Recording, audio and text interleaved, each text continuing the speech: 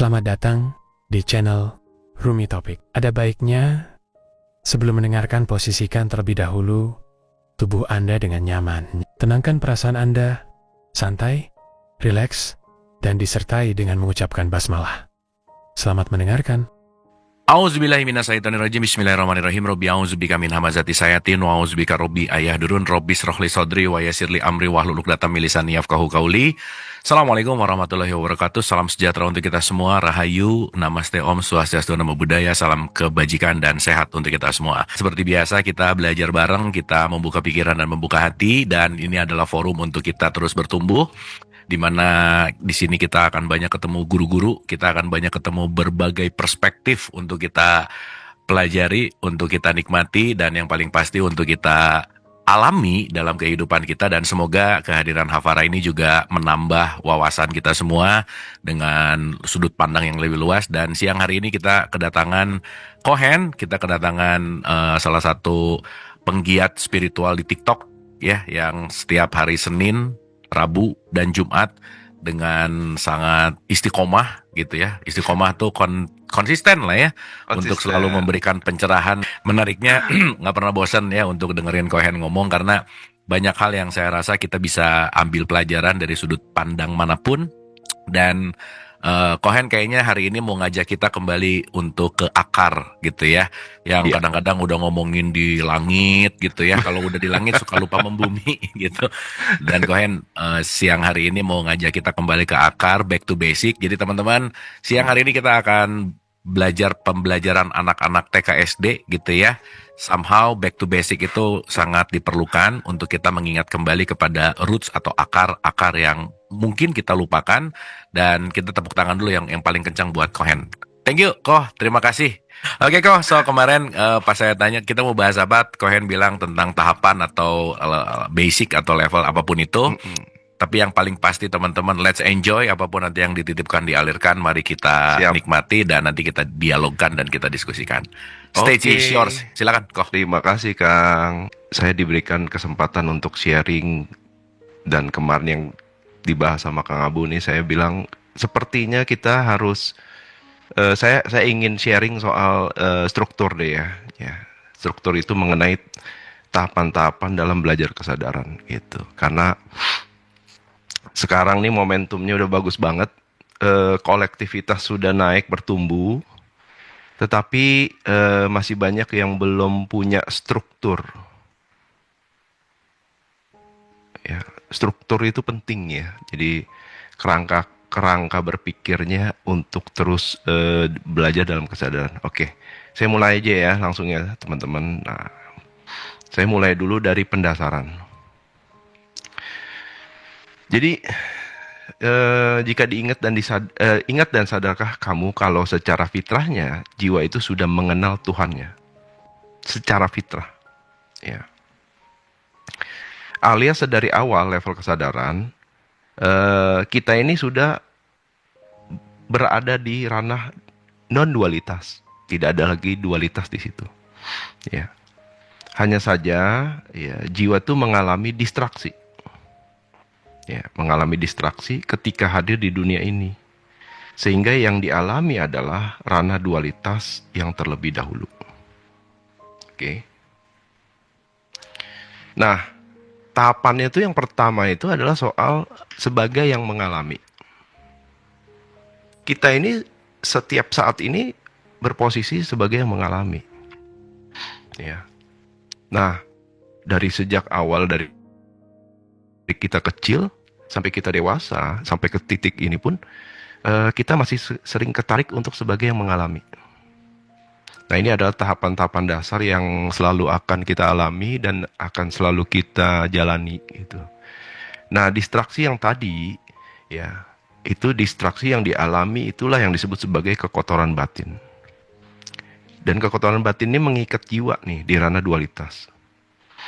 Ya, salah satunya antara lain tuh hutang soal karma, program pola asuh yang salah, nafsu amarah dan keinginan, mental block, dan lain-lainnya. Sehingga disinilah jiwa masuk ke posisi sebagai yang mengalami. Dan sesi mengalami kegelapan pun dimulai gitu. Ya. Sehingga distraksi yang tadi di awal kita dapat ini akan menjadi kekotoran batin yang membuat kita terus-menerus mengalami dualitas gitu. Nah, disinilah posisi jiwa sebagai mengalami itu, dia akan menjalani pola-pola ya. Pertama itu yang mengalami realita di dualitas. Dari pengalaman di dualitas itu, ya, dia di awal akan terjebak oleh kekotoran-kekotoran batin yang tadi disebutkan di atas. Dan prosesnya itu mengulangi dan menambah penderitaan, atau di sini disebut sebagai mode survive. Coba deh teman-teman flashback ya. Sampai di titik ini, teman-teman nih merasa masih survive gak? Kan ada banyak sekali aspek kehidupan ya, baik itu urusan yang namanya diri, keluarga, sosial, ya, sampai ke ranah yang namanya itu materi, dan juga sampai ke ranah namanya itu hubungan antara kamu dengan hamba dengan sang pencipta. Survive nggak? Coba dicek ya nanti ya. Yang ini disebabkan karena apa? Karena terlalu fokus ke konten atau peristiwa. Jadi pada saat dia menjadi sebagai yang mengalami, jiwa tuh terlalu kejebak fokus untuk ke ranah peristiwa, konten. Ya. Dan di situ karena dia terlalu terjebak lama di ranah konten, yang terproyeksi adalah soal tidak terima, fokus keluar diri, dan meratapi nasib terus. Nah, ini yang disebut sebagai survival mode gitu loh. Jadi semua ini ada kausalitas, ada hukum sebab akibat yang bekerja di sini. Ya. Nah, disinilah posisi jiwa yang sebagai mengalami ini terjebak dalam dualitas. Konten atau peristiwa itu hanya lembar ujiannya aja sebenarnya. Jadi ibarat kayak tingkatan sekolah dari SD, SMA, SMP, SMA.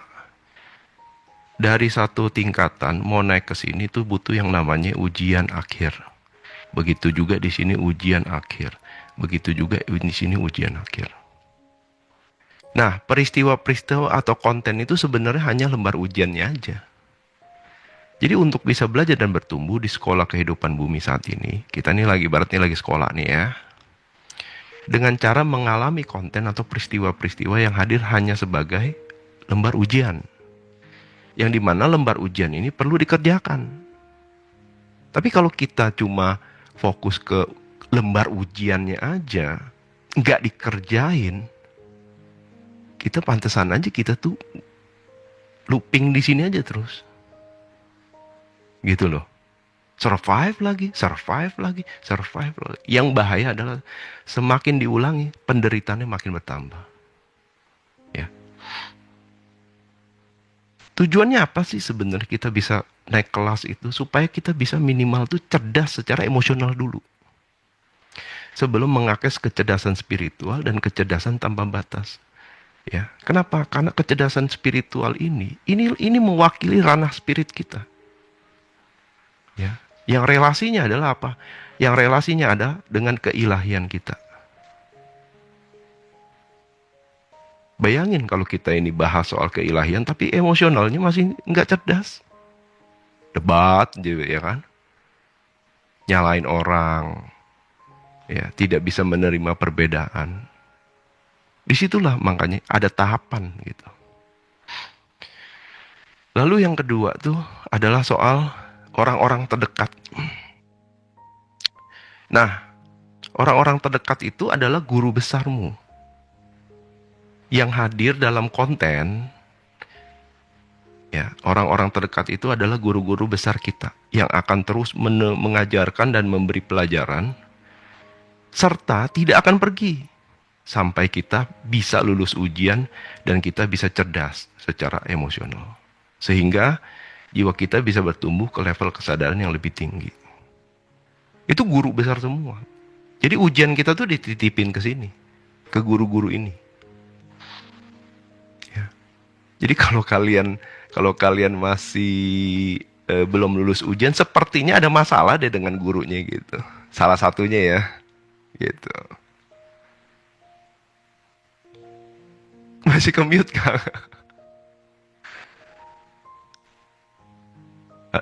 Halo? Tapi kalau nggak punya orang dekat, nggak punya guru besar dong. Ya kan pasti kita akan ketemu Kang dengan orang-orang tersebut. Guru kecil kayak nggak apa-apa ya. Ya, guru kecil juga nggak apa-apa lah. Ya. Nah, masalahnya adalah ya pada saat kita mengerjakan ujian, kita nggak bisa tenang. Makanya disuruh harap tenang sedang ada ujian. Kadang nih kita ini terlalu terburu-buru dalam menjalani masa-masa ujian dan juga sering terlalu cepat untuk memberikan jawaban. Ini maksudnya ini auto respon. Auto reaktif. Ya. Yang dimana itu terjadi hanya karena program bawah sadar dari konten-konten yang sering kita alami secara berulang. Maka dari itu, belajar diam dan tenang tuh adalah salah satu cara bagus untuk bisa lulus dalam ujian yang diberikan. Jadi, silent isn't empty. It's full of answers. Karena ya secara esensinya, lewat pengalaman saya, jawabannya adanya di dalam diri untuk ujian-ujian itu.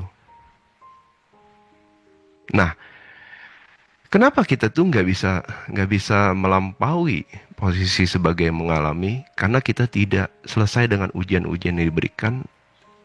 Karena energi, waktu, fokus kita tuh hanya berantem sama gurunya aja.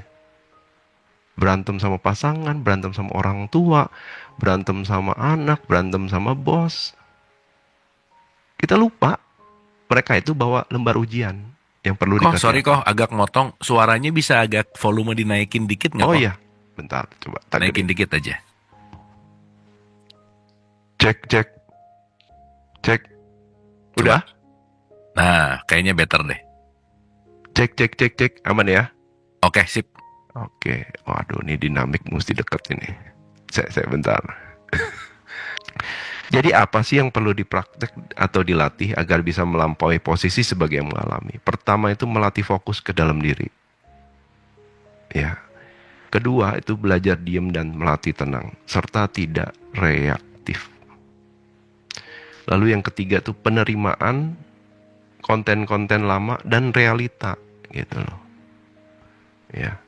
Nanti kita nih akan terus bertemu dengan kata-kata penerimaan. Yang terakhir itu adalah memaafkan diri dan juga orang lain. Nah, ini yang saya lakukan nih. Dulu. Ya. Sehingga ya saya tahu kalau dulu saya nggak melakukan ini agak sulit nih untuk melampaui posisi sebagai yang mengalami. Nah, setelah dilakukan semuanya ini itu saya menemukan titik netralitas dalam dualitas. Ada titik tengahnya tuh. Gitu loh. Pada saat ini semua dilakukan. Nah, yang kedua itu sebagai yang mengamati. Jadi di saat posisi sebagai yang mengamati, fokusnya itu bukan lagi kerana mengalami konten atau peristiwanya. Tetapi di posisi ini kamu belajar berjarak untuk fokus kerana konteks atau makna. Jadi ada konten, ada konteks, ada peristiwa, ada makna. Kenapa? Karena sebenarnya dari setiap konten, ya peristiwa yang diizinkan hadir olehnya itu di sana ada konteks atau makna yang tersembunyi sebagai pesan khusus langsung dari Sang Pencipta untuk menuntun pertumbuhan jiwa kita. Ya, jadi sebagai yang mengamati ini dia mengamati kontennya untuk menemukan konteks atau makna. Makanya di situ tuh dia tuh fokus untuk menjawab lembar-lembar ujian yang dihadirkan oleh guru-guru itu. Dia tidak lagi terjebak dengan selisih paham dengan guru besarnya. Dia tidak lagi argumentatif, dia tidak lagi konfliktual, tapi dia belajar netral untuk mengamati. Ya, tidak hanya guru-guru ini, tapi juga mengamati lembar ujiannya serta bagaimana dia mengamati ranah batin dia ini yang masih penuh kekotoran.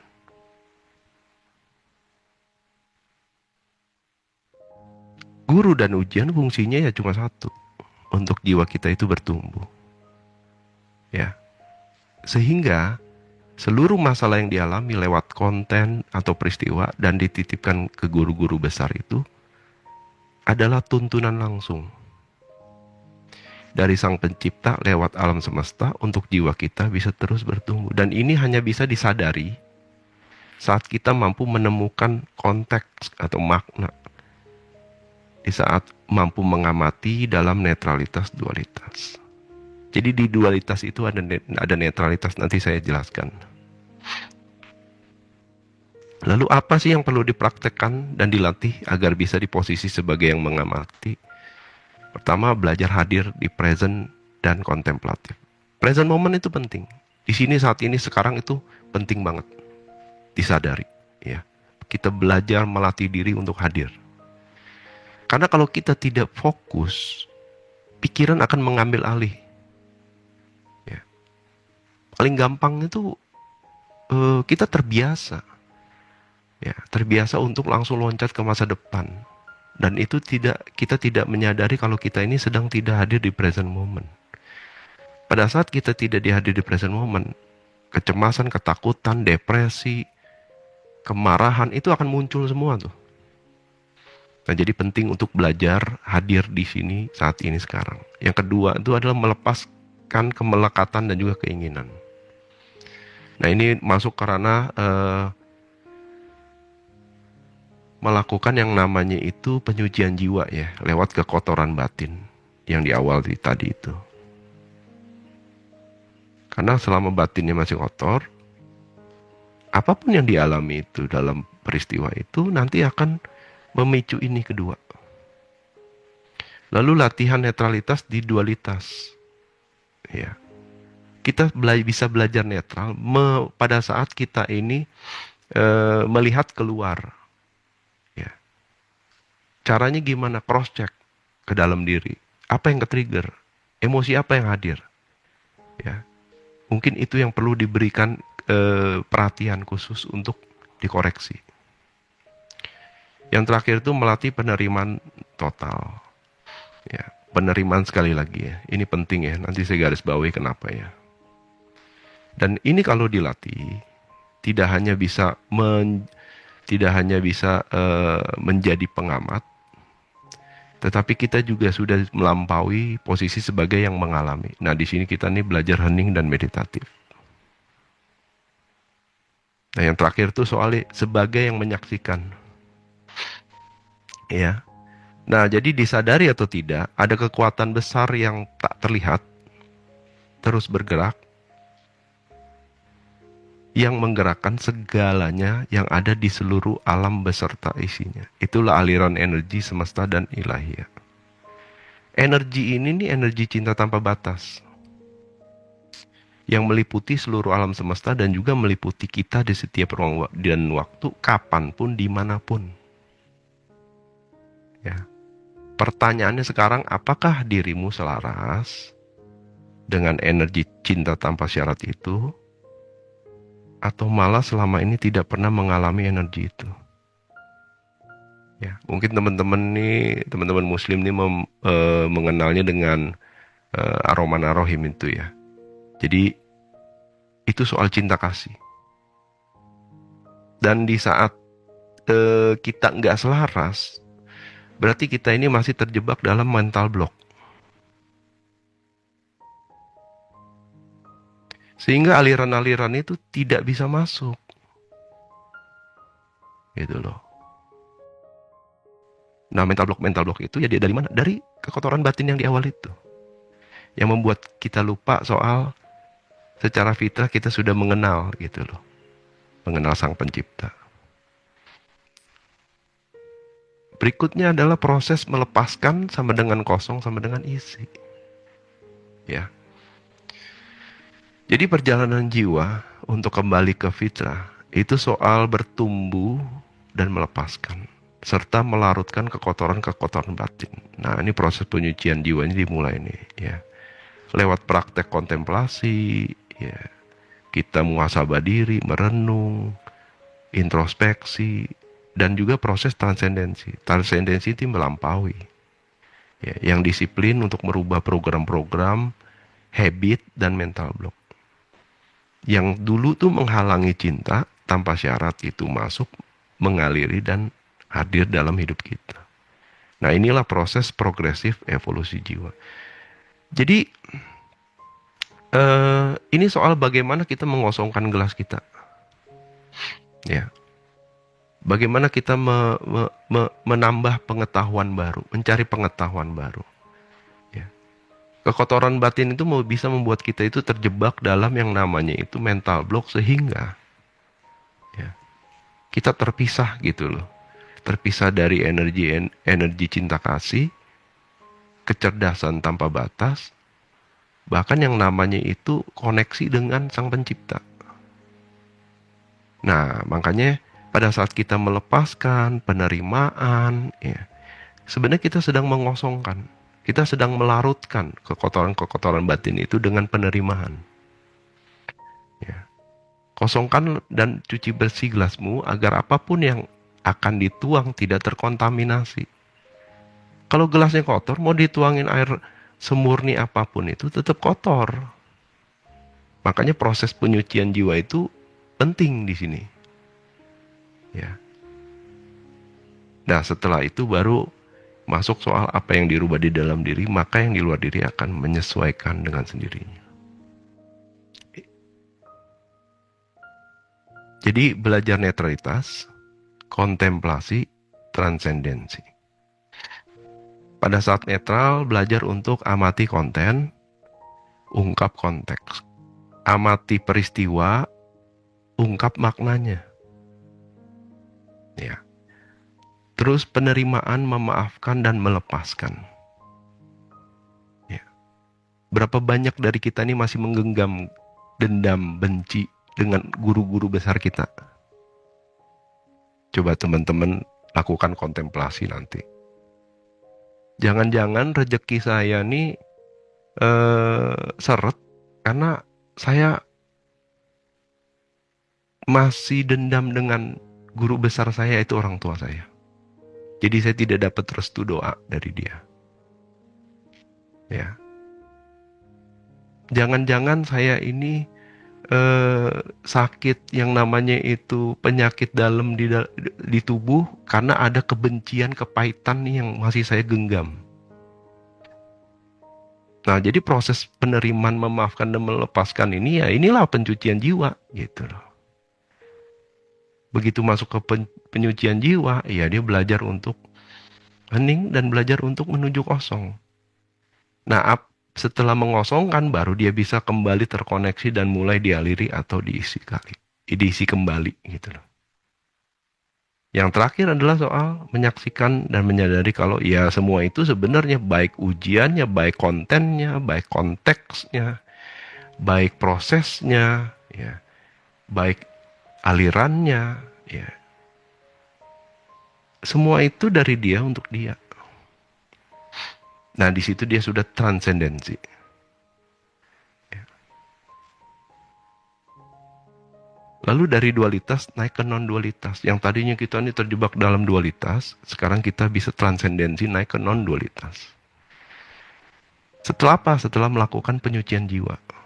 Terus-menerus mengosongkan dengan proses penerimaan, maka setelah itu kecerdasan spiritual, ya, itu soal hakikat gitu loh. Dan kebenaran sejati itu, kecerdasan spiritual itu akan terdownload atau terisi dengan sendirinya karena kita sudah melakukan yang namanya penyucian jiwa dan mengosongkan gelas. Dia akan terdownload dan terisi dengan sendirinya.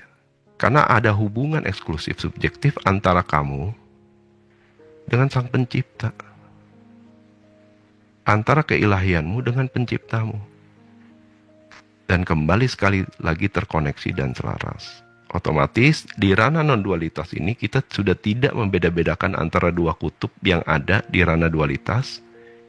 Karena secara hakikat semua itu berasal dari satu sumber yang sama, yaitu dari Dia. Nah ini ya. Ini yang merah ini adalah dualitas. Ini adalah netralitas, titik tengahnya. Ini adalah non-dualitas. Ya. Kita ini sering sekali sibuk menyeimbangkan dualitas. Nanti dari negatif kita buru-buru ke positif, dari positif kita ke melekatan jadinya timbul negatif gitu loh. Dan ini terus kita mengalami terus ini. Ini sebagai yang mengalami di sini nih, muter aja gitu loh. Sampai di titik kita ini belajar untuk netral. Nah di sini dia mengamati. Ya, dia mengamati. Pada saat dia latih itu ternyata, ya, ini soal bagaimana saya melakukan penyucian jiwa. Nah, sedikit demi sedikit dia melakukan itu, dia cerdas secara emosional, sedikit demi sedikit. Sampai di titik itu dia memantaskan diri untuk menjadi yang menyaksikan itu kalau baik dua kutub ini di dualitas itu sebenarnya itu bersumber dari sumber yang sama. Satu. Nah, pada saat di sini tidak hanya itu saja yang disaksikan, tetapi dia akan mulai terisi dengan yang namanya itu kecerdasan spiritual.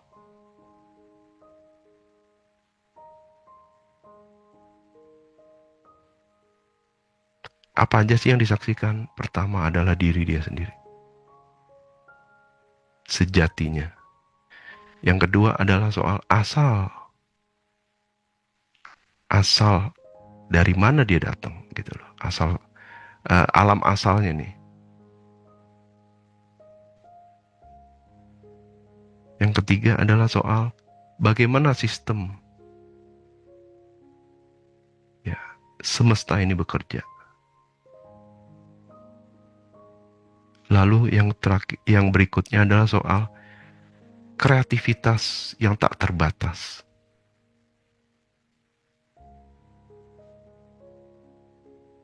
Ini soal koneksi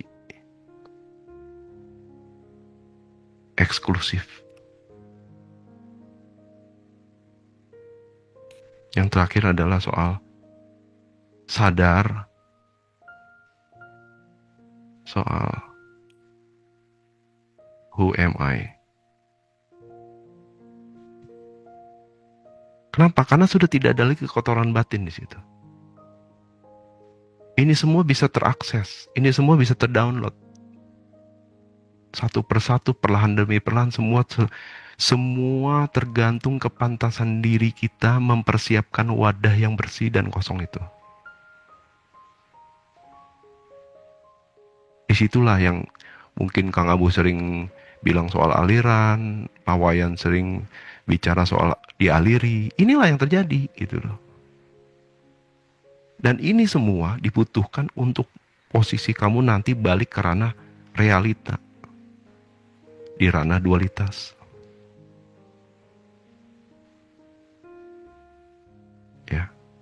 Jadi kamu punya modal besar nanti. Modal besar apa? Untuk menghadapi, untuk merubah realita. Di sini ada apa? Di sini ada daya cipta. Pada saat kamu menyadari who am I ini, kamu menyadari ada kekuatan Tuhan loh di dalam diri saya loh, yang mampu mempunyai daya cipta.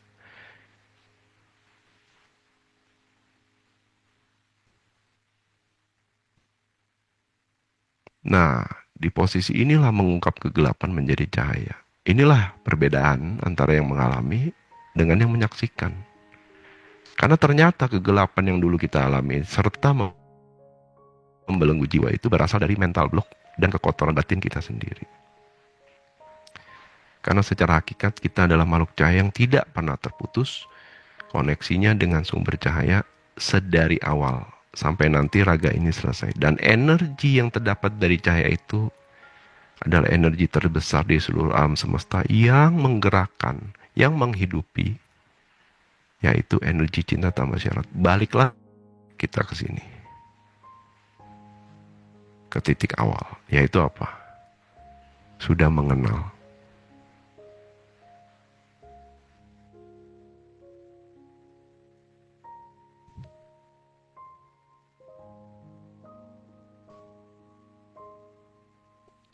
Nah, disitulah kita punya pilihan, apakah kita mau mulai berpartisipasi dalam kehidupan ini, dalam panggung sandiwara ini. Kalau mau, ya jalannya adalah lewat kebermanfaatan.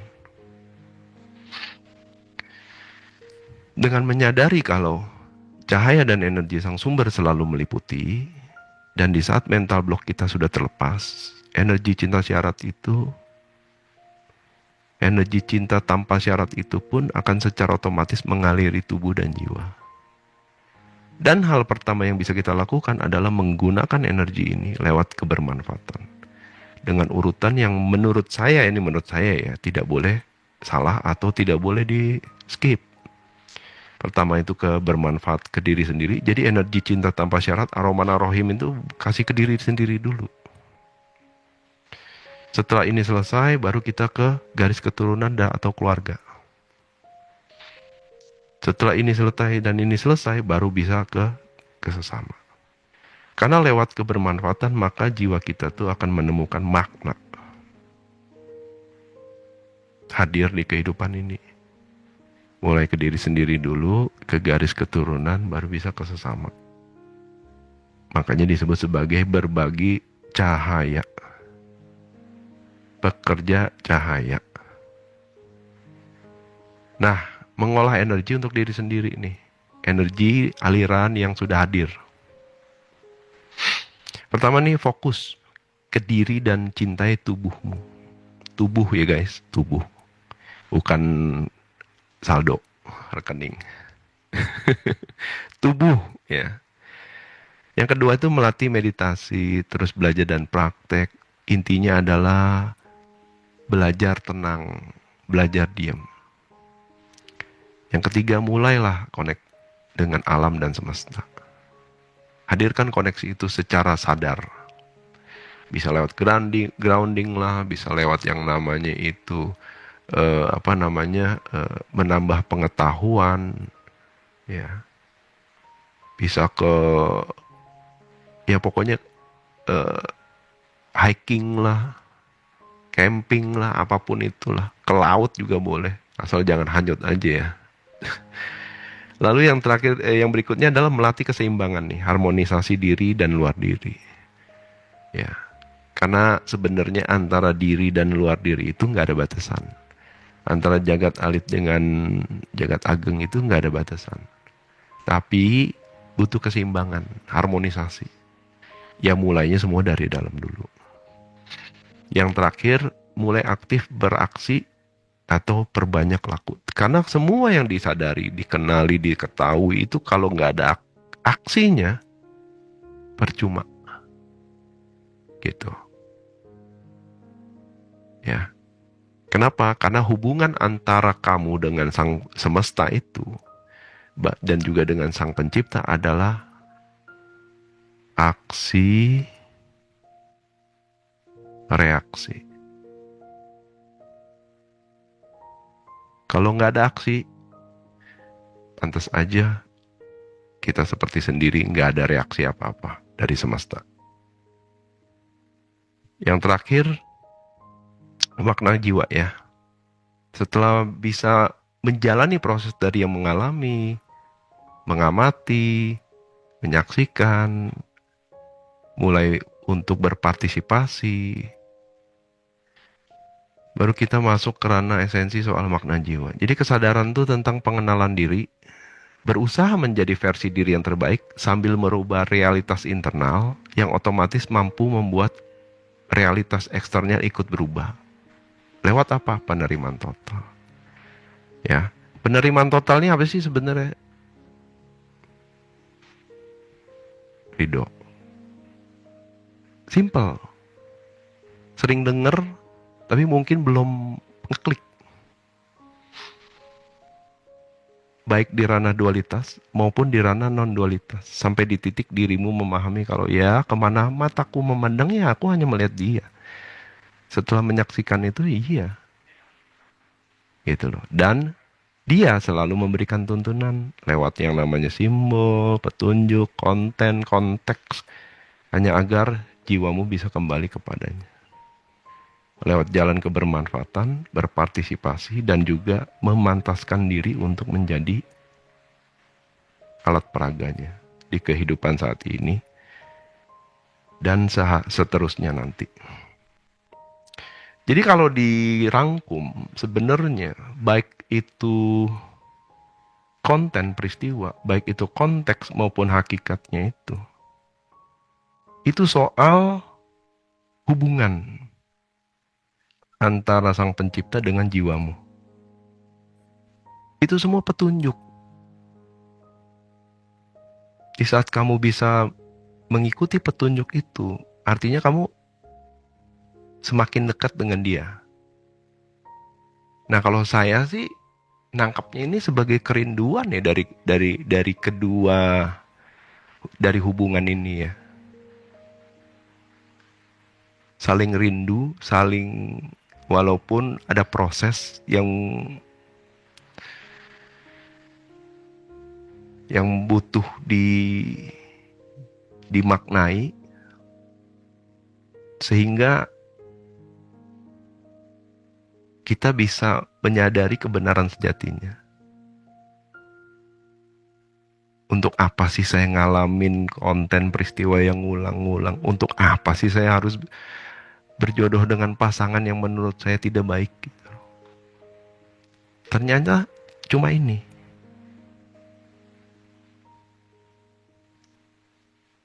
Coba teman-teman nanti sediain waktu latih untuk menghadirkan proses kontemplasi, merenung gitu ya. Karena apa yang disampaikan ini hanya pengetahuan dari pengalaman saya aja. Ya. Begitu Kang Abu? Oke, Koh. Thank you, Koh. Ini refreshment banget. Asik, thank you, Koh. Runtut, refresh, dan sangat, sangat terstruktur gitu. Jadi teman-teman boleh boleh ngelihat ini sebagai panduan basic lah. Itu intinya. Nah, mungkin gini, Koh. Kita bedah satu-satu ya. Kalau kita mau bicara dalam konteks ini gitu, Koh. Tadi tuh keren banget ya. Satu itu rada jelek banget tuh bahwa kita tuh dikasih lembar ujian, malah sibuk ngomongin ujiannya, cerewet komplain sama ujiannya, tapi nggak dikerja-kerjain gitu kok. Itu menarik sih. Ya. Jadi begitu dapat ujian, soalnya susah deh, soalnya banyak gitu. Soalnya aku nggak ngerti, terus aja di situ-situ gitu bahasannya gitu kok. Betul. Nah, sekarang kan berarti poin-poinnya adalah bahwa kalau kita ngerti bahwa kita semua ini adalah punya lembar ujiannya masing-masing gitu. Selalu sih pertanyaan saya tuh back to how to gitu kok.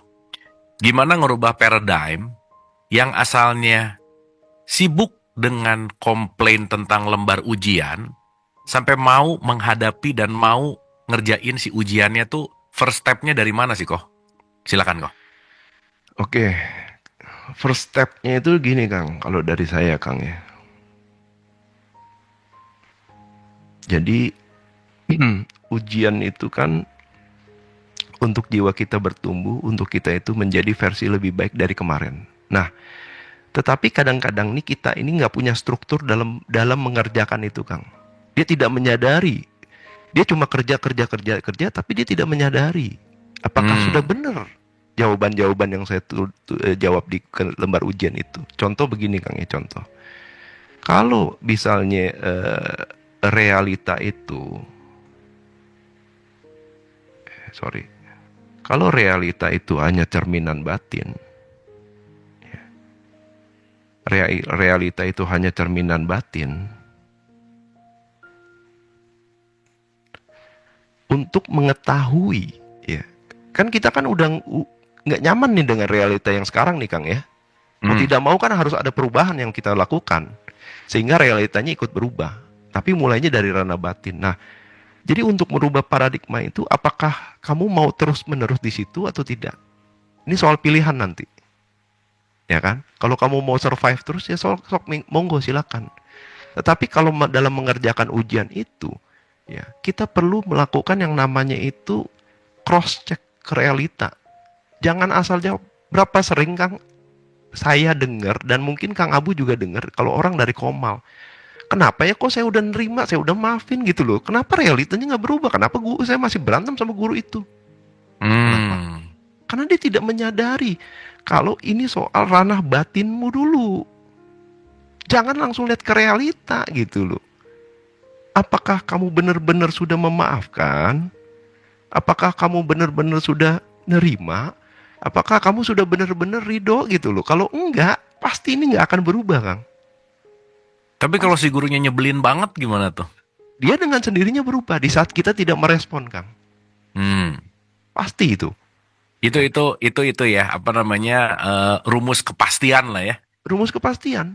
Di saat kita tidak merespon, artinya nggak ngaruh, Kang. Dia juga ngapain capek-capek. Ya kan? Nah, otomatis kalau kita lihat dari peta Hawkins itu, secara frekuensi, ya, orang yang tanda kutip itu lebih tinggi kesadarannya,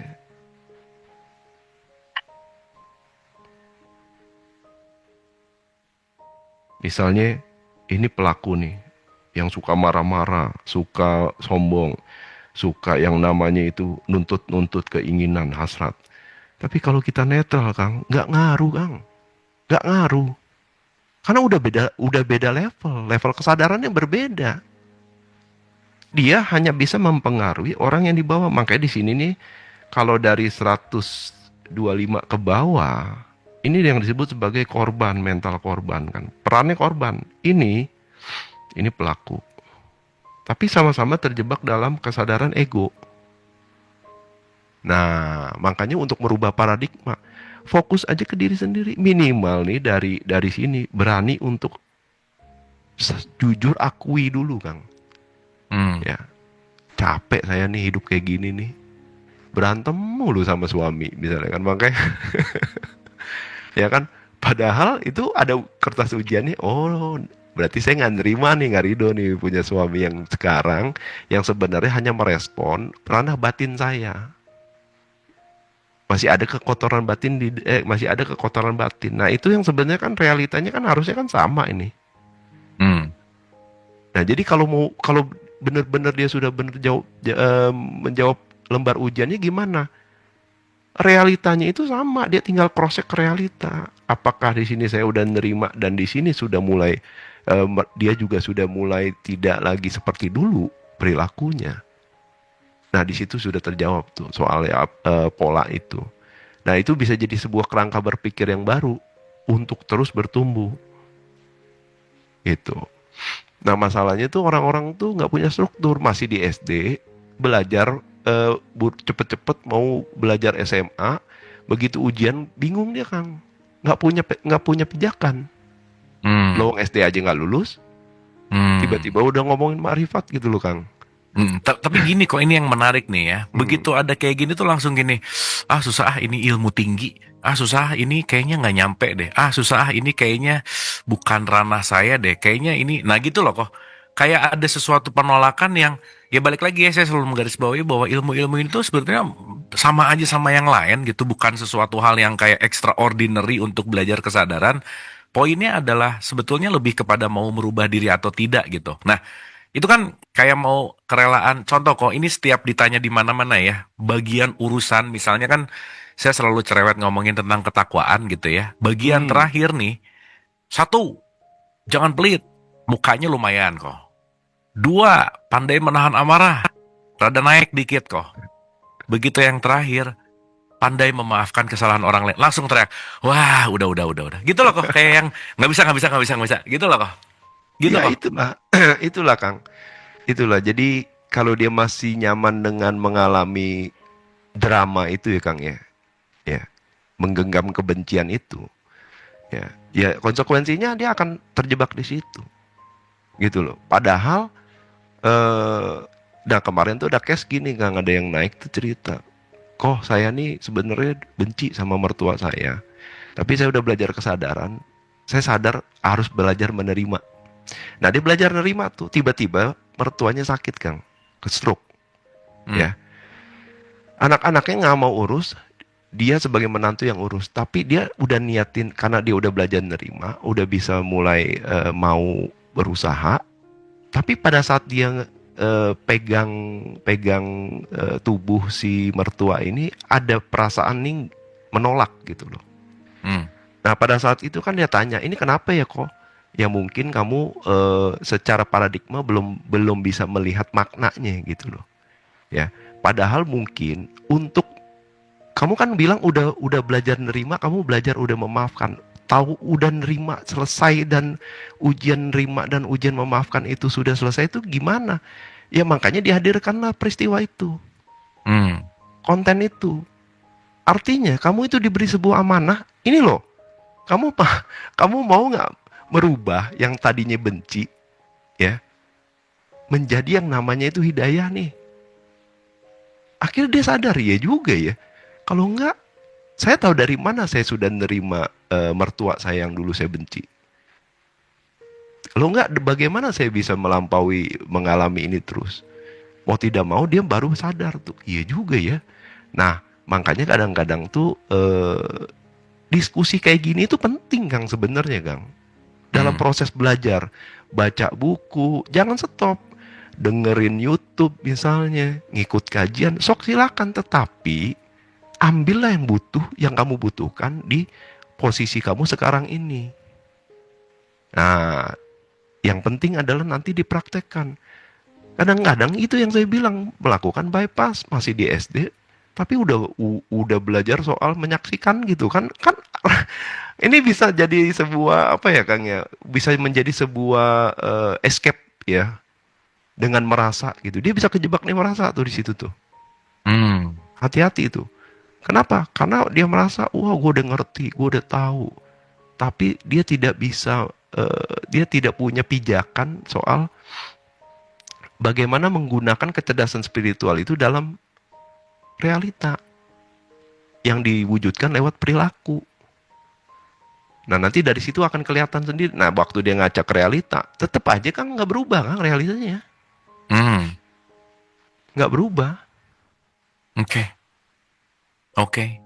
Nah, ini pertanyaan yang common banget kok. Jadi pasti ada ini $1,000 question lah ya. Pertanyaannya gini kok. Di titik mana aku perlu menyerah? Karena salah satu poin untuk bisa bebas pun adalah aku adalah menyerah gitu. Gitu ya. Menyerah ini bisa misalnya kabur dalam tanda petik ya. Atau pisah gitu. Atau memang beda tipis antara menyerah untuk bertumbuh dan menyerah emang gak mau ngerjain lembar ujian gitu. Kok itu kan betul. Batasannya tipis loh, bener gak? Betul.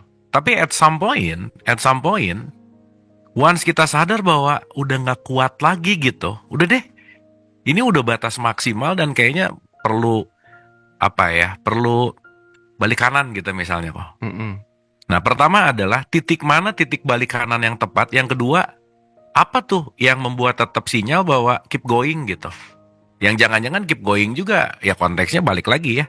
Dia justru malah sedang ada di peperangan yang bukan perangnya dia gitu misalnya kok gitu. Gimana kok? Betul.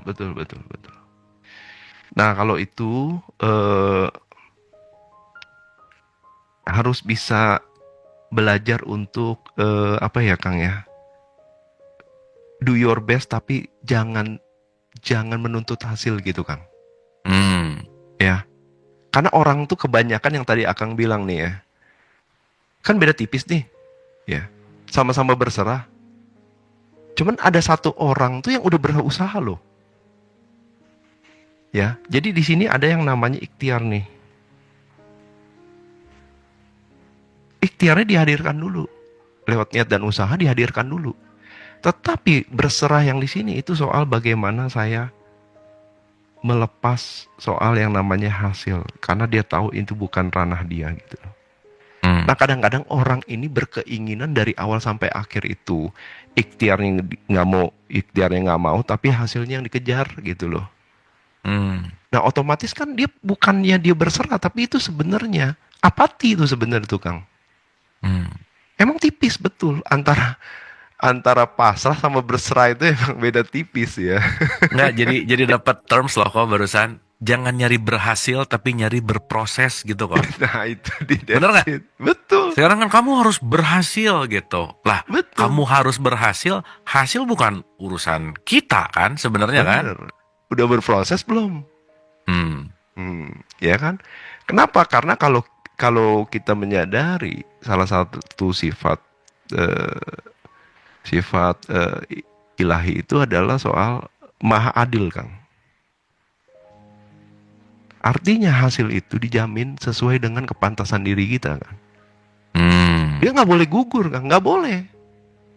Kalau di kalau misalnya, makanya dulu saya gugat ini loh, Kang. Ini saya gugat loh. Bener nih, Hmm. bener maha pengasih, maha penyayang, maha adil. Ternyata di situ saya kurangi ini aja, Kang. Ikhtiarnya nggak ada. Mikir, tahu, ngerjain nggak pernah, laku nggak ada. Makanya di sini saya bilang semuanya butuh yang namanya laku. Nggak jadi laku percuma, Kang. Percuma Hmm. karena nggak bisa semesta tuh nggak akan bisa bereaksi gitu loh. Lu aksi dulu dong, baru gue bisa bereaksi. Enak aja, mak.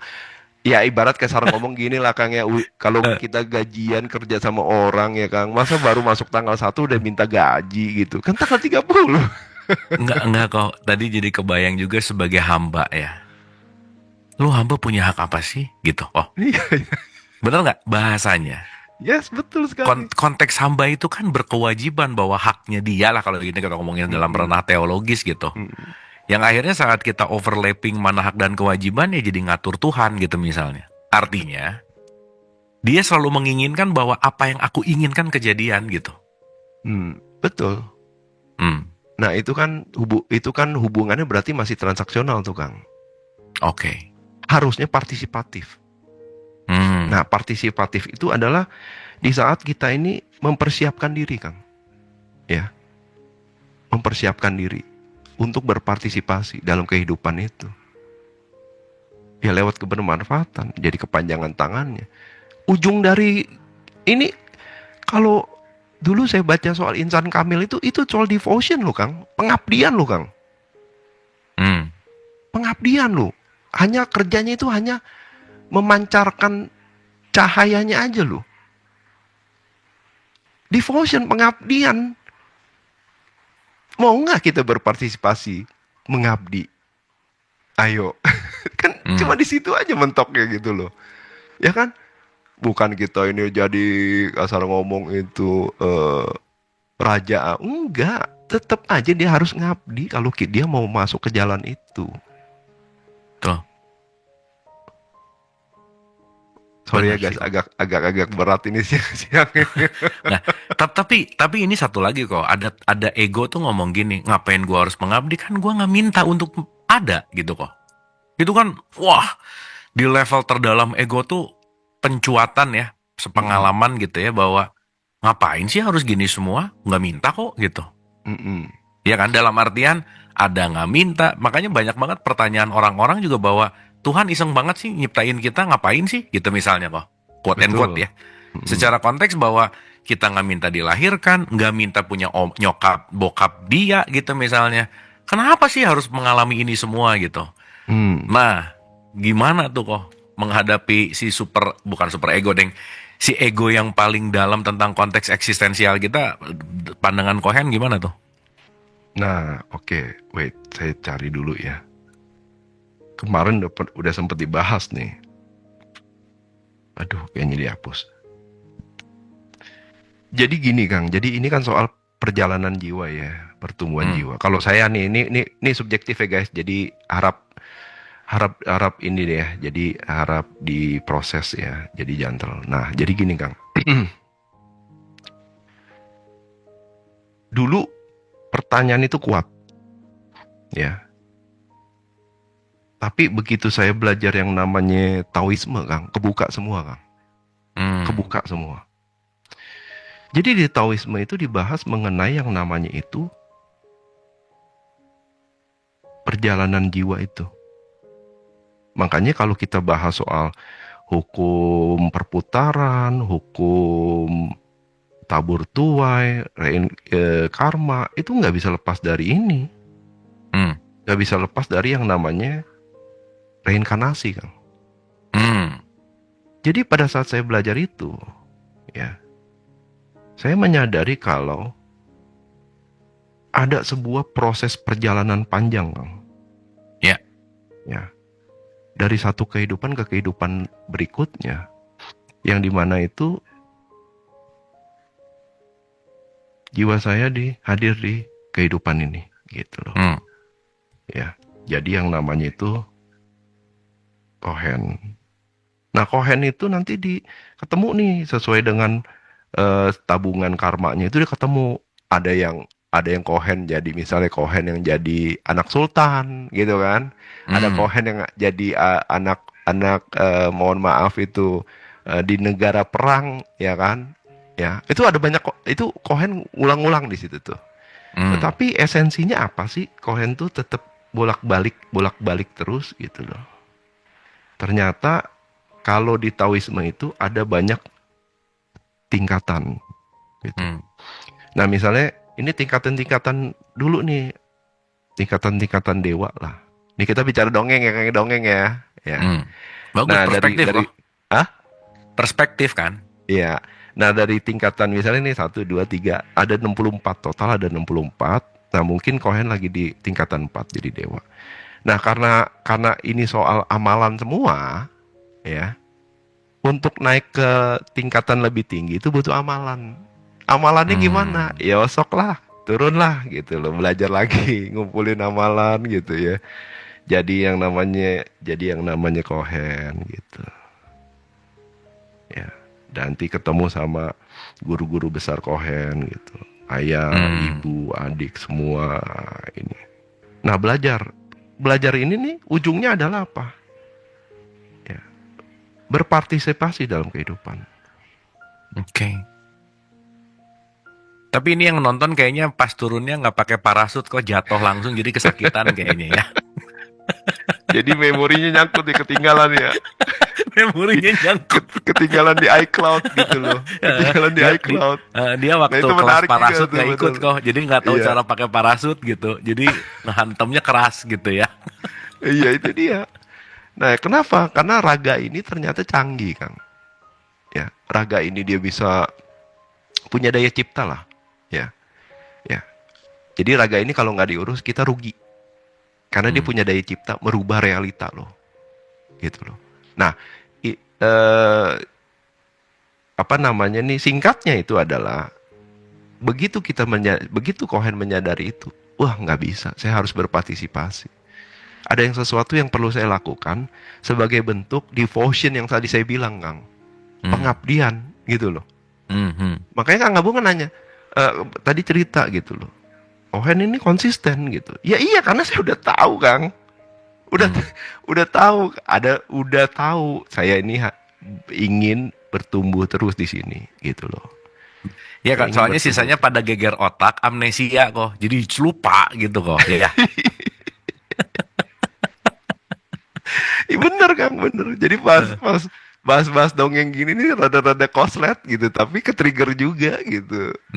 Menarik. Dan ini pas lagi dengar-dengar gini terus ingat-ingat sesuatu. Oh, itu kan sebenarnya semuanya bukan lagi mengingat yang baru gitu loh kok. Bukan, Tapi mengingat betul. yang udah ada karena geger otak tadi, amnesia, jadi ingat balik gitu. Bener, makanya saya balik yang dari awal kan, pendasaran itu, Kang. Ya. Secara fitrah tuh udah kenal loh. Tuh.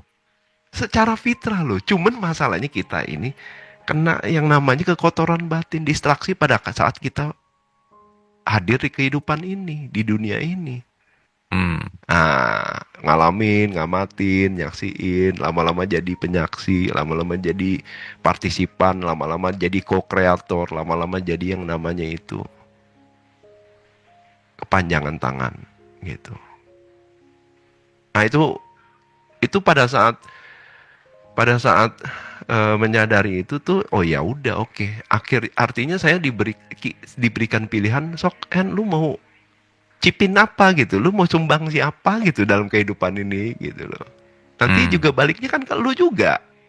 Mm-mm. Ya bukan buat siapa-siapa, Kang, buat saya sendiri. Iya, meskipun mungkin in a long run ya, maksudnya dalam jangka waktu yang lama gitu kok. Iya, Iya kan? betul. Hmm. Semampunya raga ini aja gitu. Makanya jiwa kita ini sebenarnya sedang berlomba dengan waktu raga kita. Oke. Nah, ini harus dipikirin nih buat teman-teman yang masih berantem sama pasangan, masih yang nggak Enggak, nerima bahasanya buat realita. buat teman-teman yang masih geger otak gitu aja kok. Iya, Mm-mm. nanti kamu bisa kehabisan waktu gitu Hmm. loh.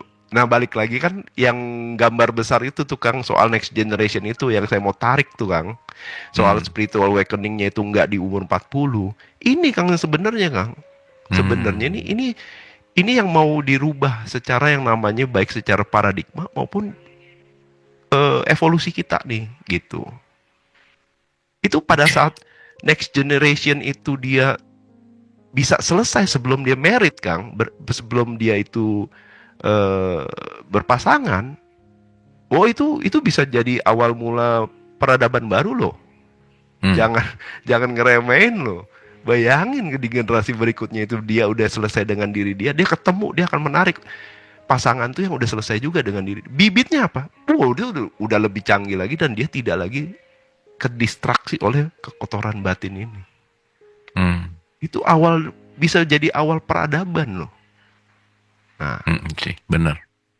itu loh. Makanya yang tadi saya bilang, apa sih yang disaksikan? Itu salah satunya itu semua tuh gambar-gambar itu gitu. Cuman bagaimana cara saya untuk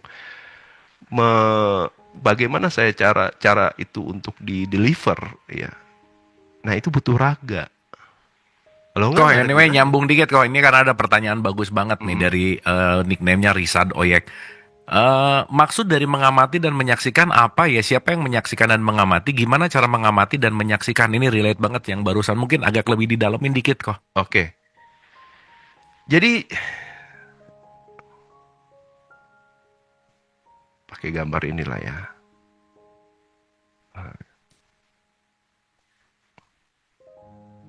Tuh, nggak kelihatan. Bentar. Saya bentar ya.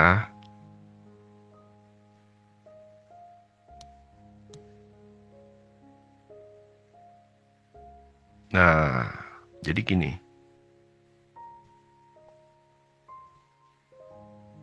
Jadi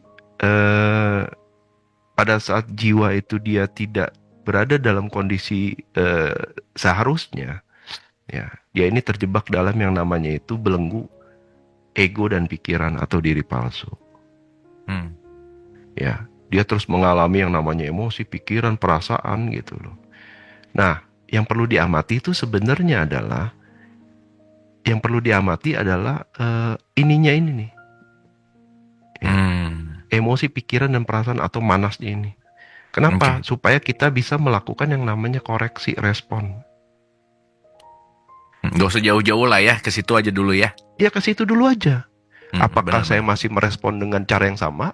Apakah saya masih reaktif dengan cara yang sama? Karena kalau kita masih menggunakan respon yang sama, artinya kita akan terjebak di sini mengulang-ulang terus, Kang, menjadi yang mengalami. Itu aja dulu diamatin, respon saya gimana.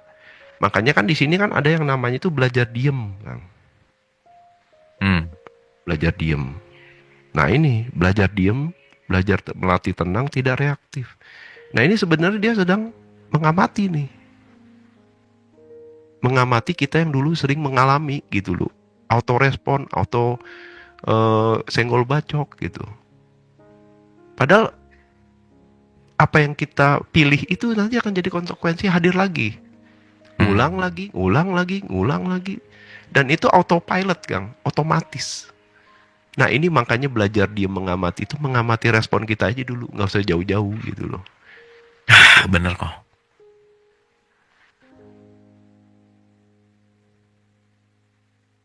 Lanjut kok. Nah pada saat dia udah bisa diem, bisa tenang, nggak reaktif, ya dia mulailah mengevaluasi respon mana yang masih butuh dikoreksi agar saya bisa menjadi lebih baik gitu loh. Itu aja dulu, ya. Jadi tujuannya adalah menjadi versi yang lebih baik dari diri saya yang kemarin. Oke. Itu. Dan itu yang tadi kita bahas soal proses, Kang.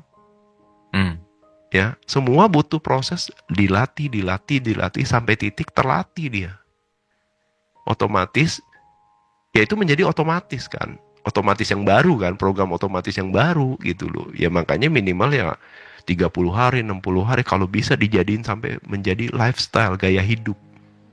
Hmm. Nah, kenapa? Karena sejatinya itu ya kita ini harusnya kan ada di sini. Nah, kalau bicara struktur ya Kang ya. 7 lapisan rohani itu juga struktur loh. Struktur diri loh. Dari yang Ya. amarah, lawama, ya kan? Hmm. Itu kan struktur diri. Nah, kalau kita nggak punya struktur, kalau kita nggak menyadari saya lagi ngalamin yang sebagai yang mana, disitulah masalahnya gitu loh. Hmm. Ngulang lagi. Tuh. Ya, Ya. gimana mau berubah, orang responnya sama kok, aksinya Iya, sama. bener. Masih Dari terjebak emosi yang dengan level yang nafsu sama amarah gitu. dan keinginan kan? Mm-mm.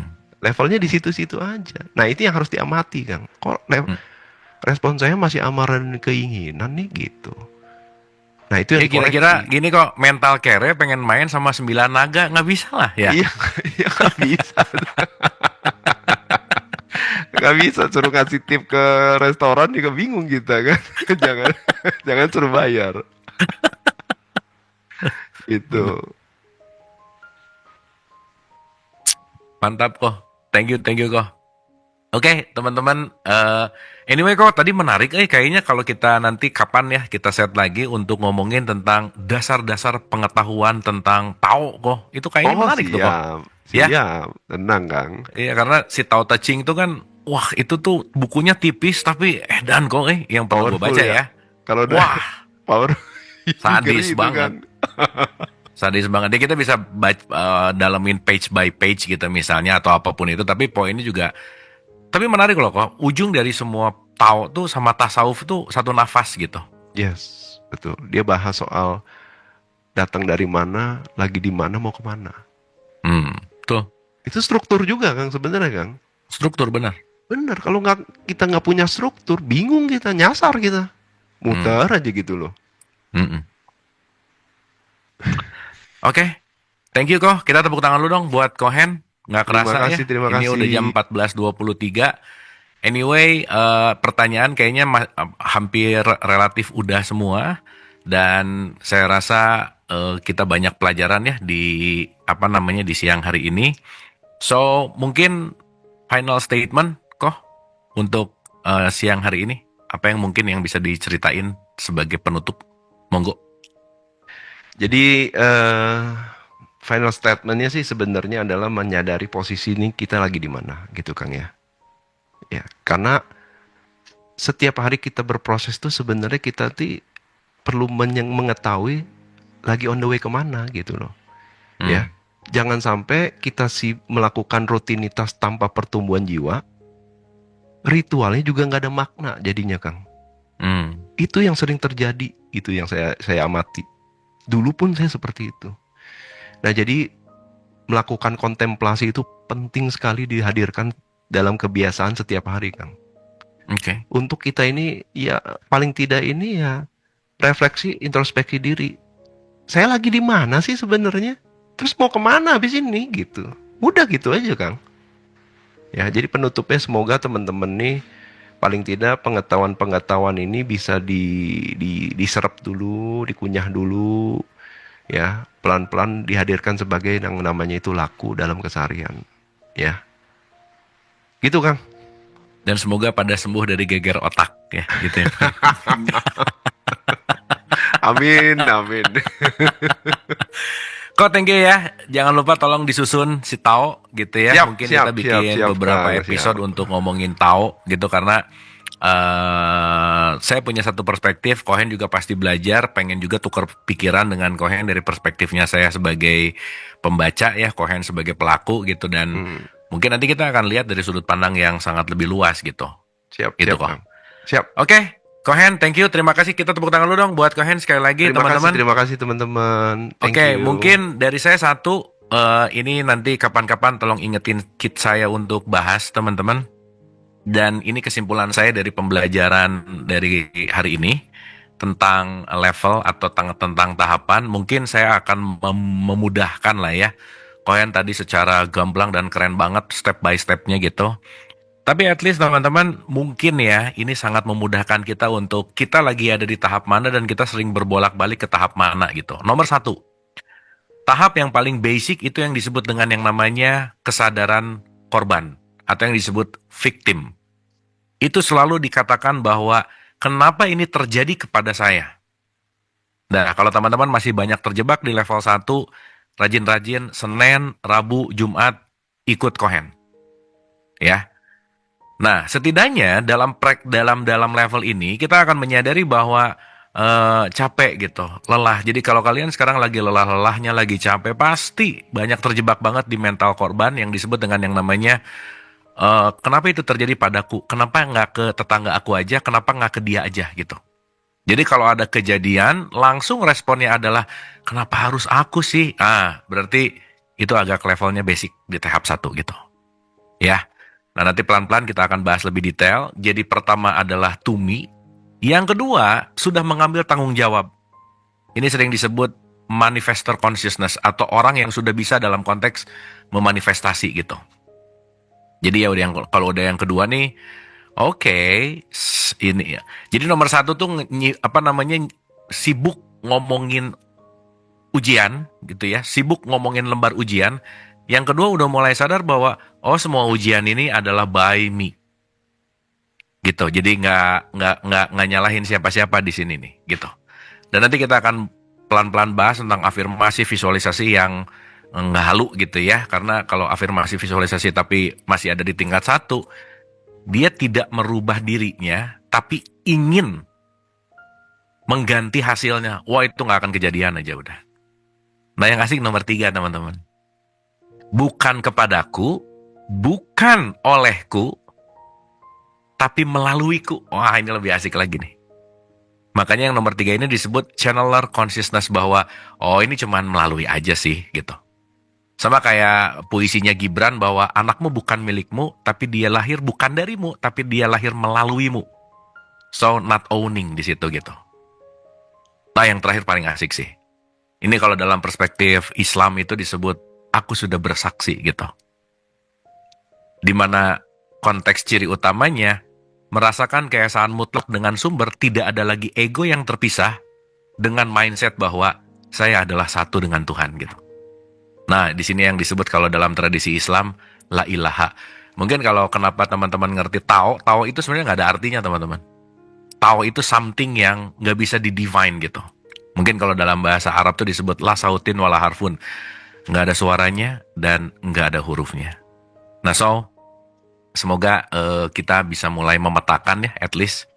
Karena kalau kita udah tahu petanya, kita tahu di kilometer berapa, kita tahu mau menuju mana, dan at least kita bisa ngerti. Dan yang paling jauh lebih menarik lagi adalah saat kita sudah melampaui, kita bisa membagikan apa yang sudah kita lampaui kepada siapapun yang membutuhkan.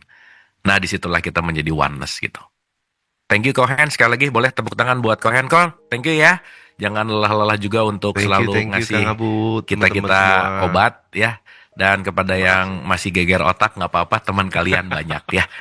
Thank you guys, terima kasih. Sampai ketemu di pembelajaran-pembelajaran berikutnya. Dan jangan lupa untuk terus belajar, untuk terus semangat gitu yang paling penting. Dan love you all. Anda telah menonton video ini hingga di penghujung video. Semoga video ini bermanfaat untuk Anda, serta dapat menjadikan diri Anda lebih baik dari hari kemarin. Nantikan video kami selanjutnya. Terima kasih. Bismillah. Assalamualaikum warahmatullahi wabarakatuh. Bulannya telah menguasai hati. Apa kalau hakikatnya cinta itu adalah levelnya isinya para bapak yang isinya antara kemana